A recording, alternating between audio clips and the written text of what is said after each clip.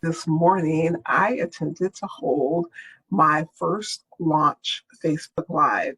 And unfortunately, it didn't go quite as planned. So I am recording a video that I will be sharing through Facebook and YouTube and a variety of other platforms.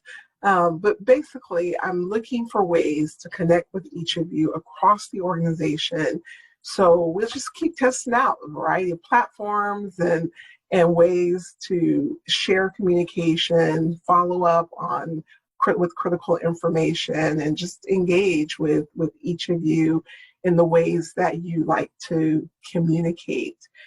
With that being said, please feel free to share if you have any suggestions to help strengthen our communication as an organization. If you have any knowledge or expertise on what it takes to use these types of platforms like Facebook and Instagram and YouTube, reach out and share. We are one team, one organization, as we discussed on Friday, and really looking to strengthen our communication.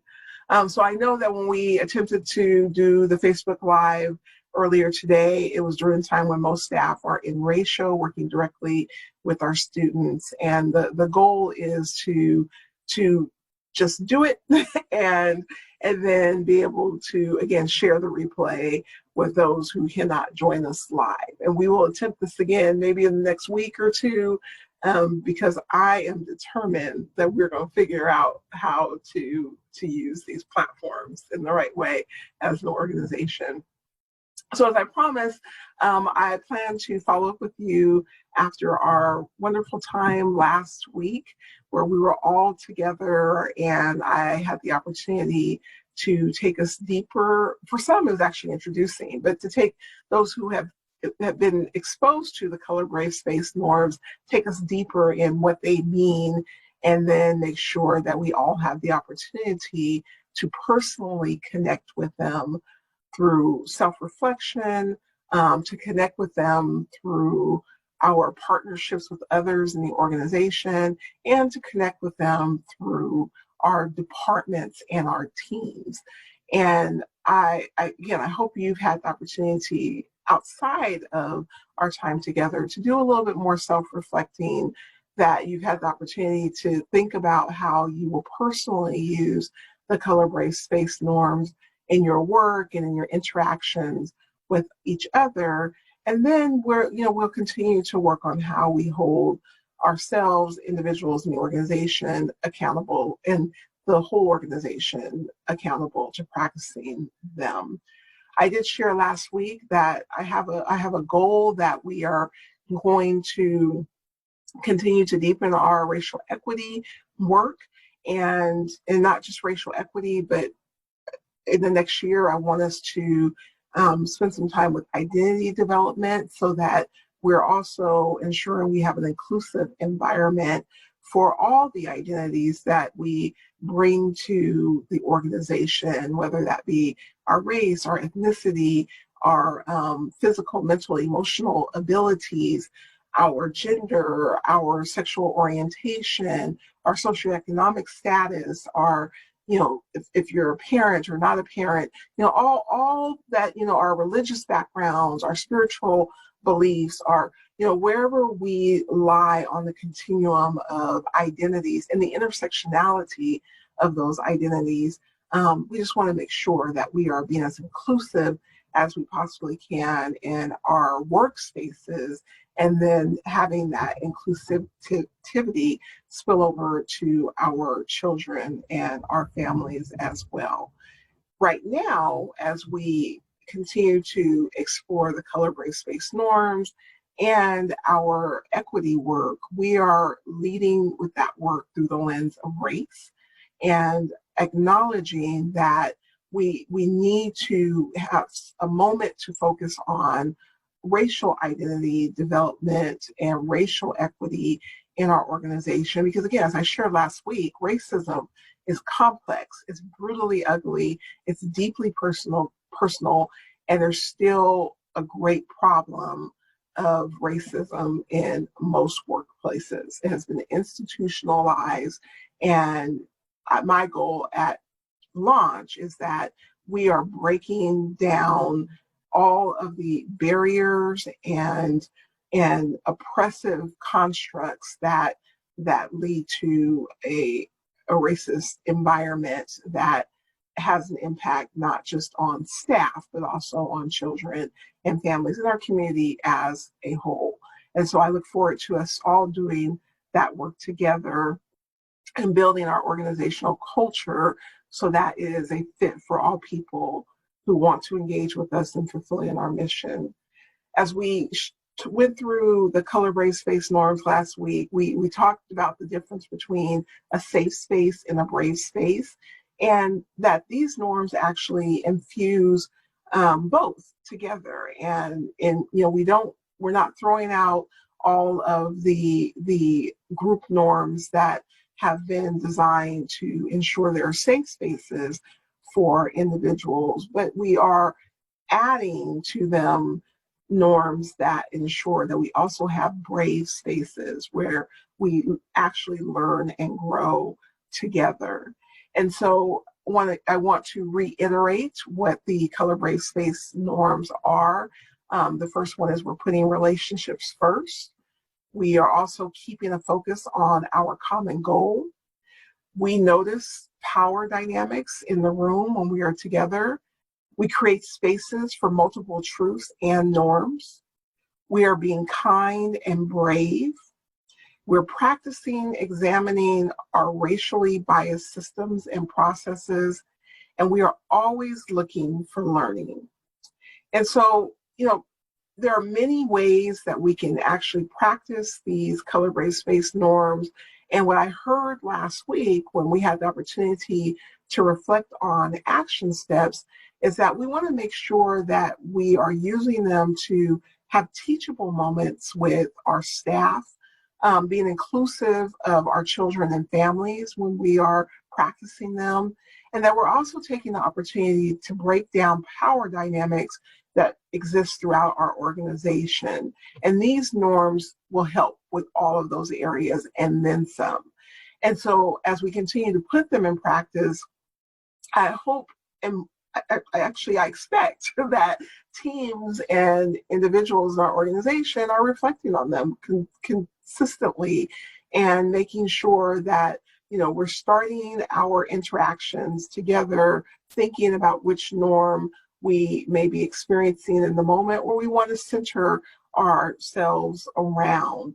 For example, I shared that the norm that I am working the most on as a new leader in this organization is putting relationships first. And what goes with that is that I'm working to build community and trust with an awareness of power dynamics. I acknowledge that my role as the executive director of Launch is in a hierarchy that can be intimidating. It can be not be inclusive beyond those who have perceived access to me. I may, I'm in a role where I'm making decisions where those decisions are going to have a variety of impact on individuals across the organization, and we may not all agree all of the time, or they may not make sense all of the time, but I need to always be aware, again, of the power dynamic that I hold in my position, and in order to resolve conflict or concern or fear, I need to build relationships. I need to build trust across the organization that when I say I'm accessible, people actually believe it because they can access me, right? And when I say I hear feedback that people give, that they can believe it because they see their feedback being utilized and being actualized in our work at Launch through my leadership. So I'm going to continue again to put relationships first, continue to build trust, continue to get to know every single person that is working in our organization, and increase my relationship building with families and children and community members as as I have the opportunity to do so. But for all of us, as we continue to look for ways to put our color, race-based norms into practice, I want us to remember that the main ways that we can be implementing them is that we're posting them, we're sharing them, we're taking the time to actually read through them slowly and identify the ones that we want to dig into and give specific examples of what we want our coworkers to be aware of when we are centering the color, race-based norms. We want to highlight ones that are important for us to emphasize for specific exercises or conversations with individuals or in groups. And then we want to hold our group accountable to them. So if we're using them with our teams, if we're infusing them in our team conversations, and let's hold ourselves accountable. As an organization, we hold our whole organization accountable to them.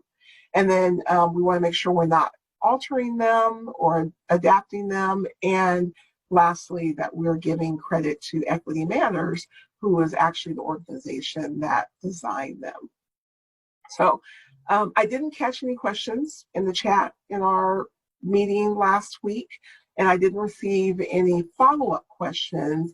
I did receive feedback from staff about how much they learned from the presentation and what I can make sure I'm adding next time I have the opportunity to lead us through an activity like this, particularly around race and inclusion. And so I will make sure that I'm taking into consideration that feedback and instituting them. But I'd like to continue to receive feedback. I'd like to know that staff are feeling comfortable reaching out to me and sharing any reflections you've had since you've had time to process this experience, as well as any other reflection that you might want to share over, given the 3 months that I have been with Launch. And I want to close with saying that, as we continue to work towards becoming an anti-racist and more inclusive organization over the next few months, we will all have the opportunity to learn more about leading with a racial equity lens, and we will do even more work collaboratively to build out a framework that's going to guide our activities towards the common goals that are led by our racial equity work. I have a vision for the organization of having an equity team, implementing curriculum with our children that embodies equity and inclusion, and then that we are all being engaged as leaders in the childcare industry and building a proven model of practice that others want to emulate who also work with children. I have such respect for Launch and the long history that the organization has of being a leader in the community around great outcomes for children and families. And I want us to continue to work together as one team to keep that momentum going. So I'm thankful for being a part of Launch. I'm thankful for all the wonderful conversations I've been able to have so far.